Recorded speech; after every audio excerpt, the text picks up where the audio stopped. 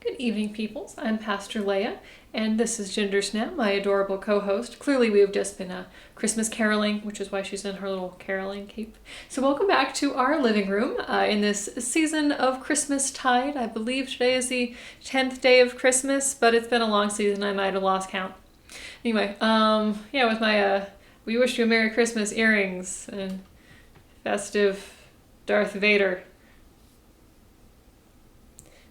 Why not? I decided to shake up my decorations a little bit. I have a lot of Star Wars Christmas decorations, like the normal human being that I am. Anyway, so in this season of Advent and Christmas and Epiphany, we have a worship series from generation to generation. And so on these Tuesday night Bible studies, we've been taking kind of a closer look into the Sunday text and the art that it came with. So this week, kind of in the theme of from generation to generation, I wanted to take our gospel reading from this rather elderly Bible. I'm not sure at what point the book passes from being vintage to being antique, but this one was inscribed, presented by the Federated Sunday School Promotion Day, September 26, 1915.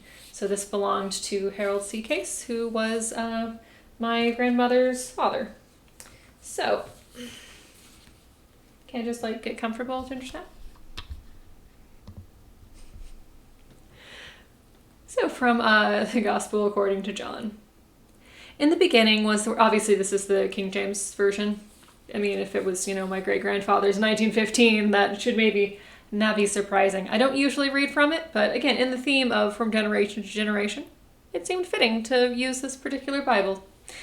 In the beginning was the Word, and the Word was with God, and the Word was God. The same was in the beginning with God. All things were made through him, and without him was not anything made that hath been made. In him was life, and the life was the light of men. And the light shineth in the darkness, and the darkness apprehended it not. There came a man sent from God whose name was John. The same came for witness, that he might bear witness of the light, that all might believe through him. He was not the light, but came that he might bear witness of the light. There was the true light, even the light which lighteth every man coming into the world. He was in the world, and the world was made through him, and the world knew him not. He came unto his own, and they that were his own received him not. But as many as received him, to them gave he the right to become children of God, even to them that believe on his name, who were born not of blood, nor of the will of the flesh, nor of the will of man, but of God. And the Word became flesh, and dwelt among us, and we beheld his glory, glory as of the only begotten from the Father, full of grace and truth. This is the word of the Lord. Not sure if it's dust from a century-plus-old book or fur from my cat, who I am allergic to.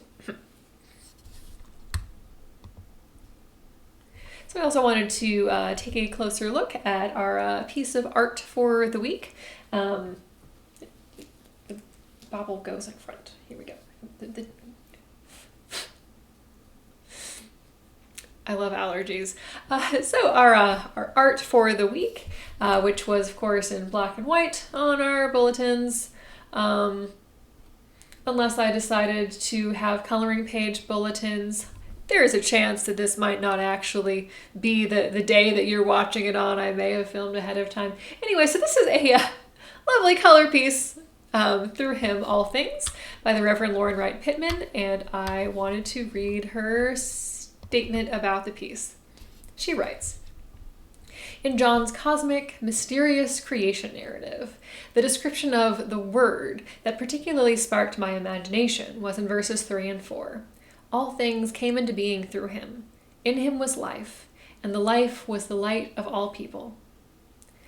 How does one image a concept so abstract and consequential to the Christian tradition?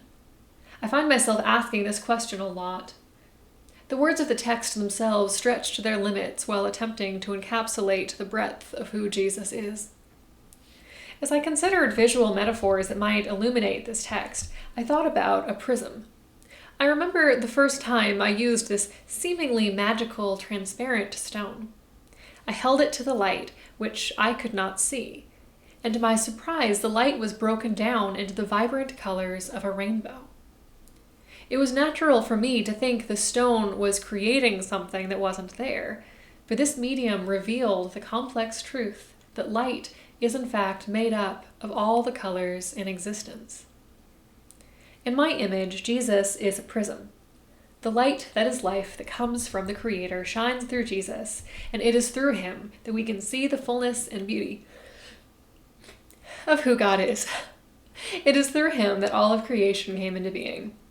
I decided to paint the colors of the rainbow in the order I learned as a child, Roy G. Biv.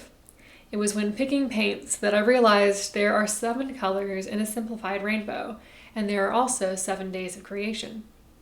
In this block carving, each of the days of creation is referenced through simplified patterning in each of the colors of the rainbow. It is through Christ that all things came into being, and it is through him that we experience the abounding saturation of God, who chose to dwell among us. I think that is such a cool metaphor of Jesus as a prism who reveals things that we couldn't otherwise see. Because we can't exactly see light per se. Like, we can see, like, we can tell if there's not light, if it's dark. But like light itself shows, you know what I mean. Or I guess you don't know what I don't know what I mean, because did I mention it's been a long season? Anyway, I think this is really a cool way of having the light being shown through a prism to show us more things, and the connection of the 7 colors of the standard rainbow also being parallels to the 7 days of creation is pretty cool. So this is a lovely piece. I hope that you are all having a lovely and perhaps peaceful, joyous, etc. Christmas season, whether or not you have Darth Vader's by your tree. He sings too, but it's a very silly decoration, which is obviously why I needed to own it.